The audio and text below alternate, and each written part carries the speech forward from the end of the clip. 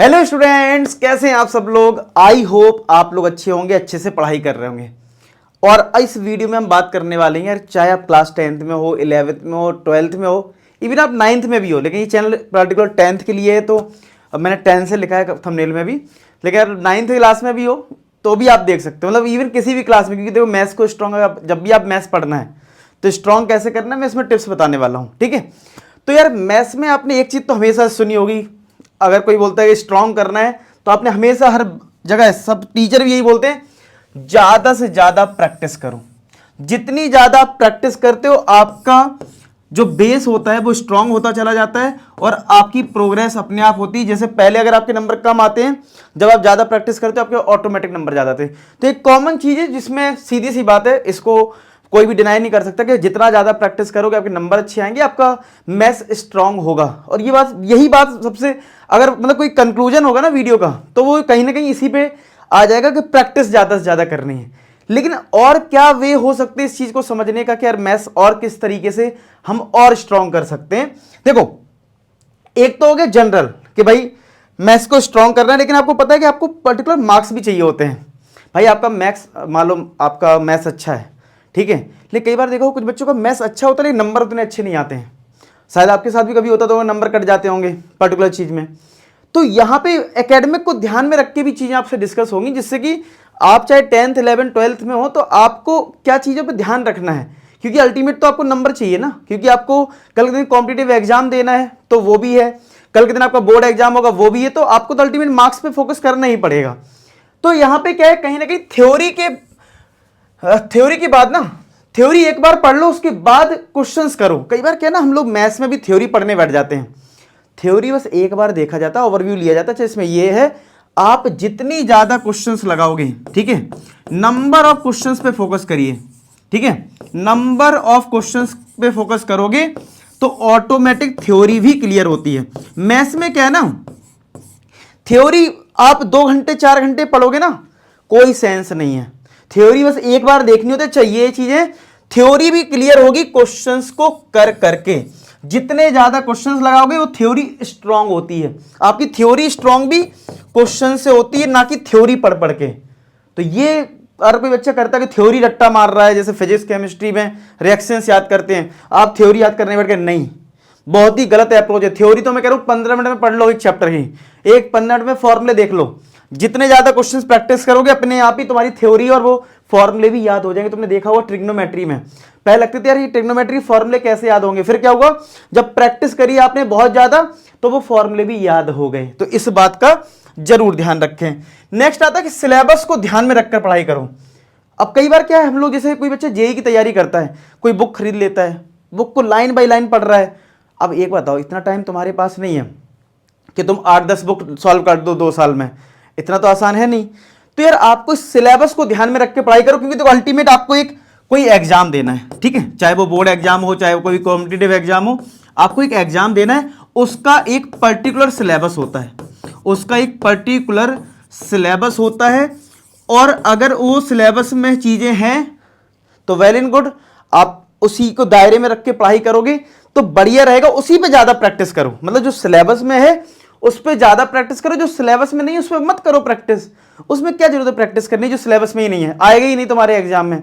क्योंकि इतना टाइम नहीं है रिसर्च करने का कि तुम 2 साल में तुम पहाड़ कर दोगे, ऐसा कुछ नहीं होता है, ठीक है, बहुत कम टाइम होता है। अगर आप जो बच्चा पढ़ाई कर रहा है, जेईई की तैयारी कर रहा है, उसको पता है कितना कम टाइम होता है, उसको सब चीज मैनेज करनी होती है। तो आप लोग सिलेबस को ध्यान में रख के पढ़ाई करें, चाहे वो बोर्ड एग्जाम हो चाहे जो भी हो, ठीक है।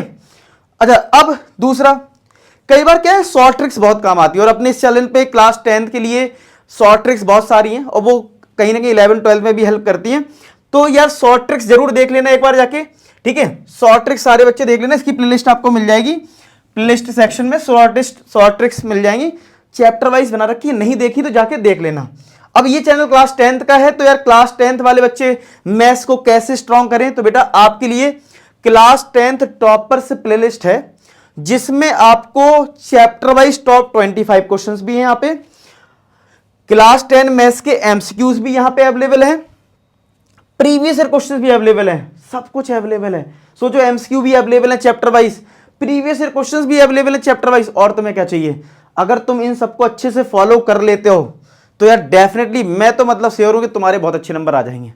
समझ रहे हो, तुम्हारे बहुत ही बढ़िया नंबर आ जाएंगे, इसमें कोई भी शक करने वाली बात नहीं। जब सब कुछ अवेलेबल है तो आप इसको यूज करें, फ्रीली एक्सेस है यहाँ पे, तो सब कुछ आप देख सकते हो।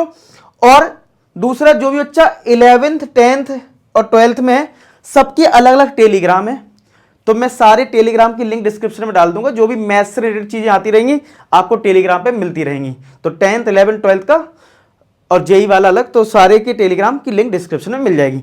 अब मैं बताता हूं वो अप्रोच जो आपको फॉलो करनी है, ठीक है। इस अप्रोच से करना है क्या, सबसे पहले तो आपको डेली प्रैक्टिस करनी है। अब मैथ्स को स्ट्रॉन्ग कैसे करना है, तो यार डेली रूटीन बनाओ कि यार 2 घंटे मैथ्स पढ़ना ही पढ़ना है, चाहे आप 10th क्लास के हो, चाहे 11th, चाहे 12th, मिनिमम 2, 4 हो जाए 5 हो जाए कोई दिक्कत नहीं, लेकिन मिनिमम पढ़ना है। Consistency more important. कई बार क्या है ना, हम लोग एक दिन तो पढ़ लेंगे 10 घंटे और फिर 4-5 दिन पढ़ेंगे ही नहीं, ऐसा नहीं करना है। डेली पढ़ाई करो, चाहे 2 घंटे पढ़ाई करो, लेकिन डेली पढ़ाई करो, डेली प्रैक्टिस करो। और एक वीक में एक टेस्ट जरूर दो, जहां भी आप पढ़ाई कर रहे हो, ठीक है, ऑनलाइन ऑफलाइन जहां भी कर रहे हो, वहां पे एक टेस्ट जरूर दीजिए। जब तक आप टेस्ट नहीं देंगे तब तक पता कैसे लगेगा कि आपके वीक एरिया कौन से हैं। टेस्ट दोगे तभी तो पता चलेगा ना। और उनको नोट करो कि भाई तुम्हारा सर्किल स्ट्रांग है या सर्किल वीक है, ये ट्राइंगल वीक है, कौन सा पार्ट वीक है। होता है ना कि जब हम पढ़ाई करते हैं पता चलता है यार ये पार्ट हमारा वीक है, हमारा ट्रिग्नोमेट्री वीक है, हमारा ये चीज वीक है। तो जब आप इसको शॉर्टलिस्ट कर लोगे वीकली, उसके बाद उस चैप्टर की प्रैक्टिस करो। मान लो आपको पता लगता है कि ट्राइंगल मेरा वीक है, तो ट्राइंगल पे ज्यादा से ज्यादा प्रैक्टिस करो, ज्यादा से ज्यादा क्वेश्चंस करो, तो वो फिर पोर्शन इंप्रूव हो जाएगा। फिर से प्रैक्टिस के बाद फिर नेक्स्ट वीक में टेस्ट होगा, तो मुझे लगता है कि उस टाइम ट्राइंगल के क्वेश्चंस आप कर पाओगे। तो इस तरीके से अगर आप पूरे सिस्टमेटिक वे में चलते हो, प्रैक्टिस फिर टेस्ट फिर एनालिसिस और फिर उस पर मोर प्रैक्टिस, इन 4 चीजों को ध्यान में रखते हो तो आप मैथ्स को स्ट्रॉन्ग कर सकते हो, एक नई डायरेक्शन दे सकते हो, मतलब आपका मैथ्स स्ट्रॉन्ग हो जाएगा। ये जरूर करना है। बच्चे क्या करते हैं, टेस्ट नहीं देते हैं, पढ़ते रहते हैं, साल भर पढ़ते रहेंगे, 1 महीने निकल जाएगा, 2 महीने, कोचिंग वाले टेस्ट लेंगे तो देंगे नहीं ढंग से, सोचेंगे ठीक है बाद में कर लेंगे। ये नहीं जानते टेस्ट सिर्फ इसलिए नहीं दिया जा रहा कि तुम्हारे 20 में कितने नंबर आ गए।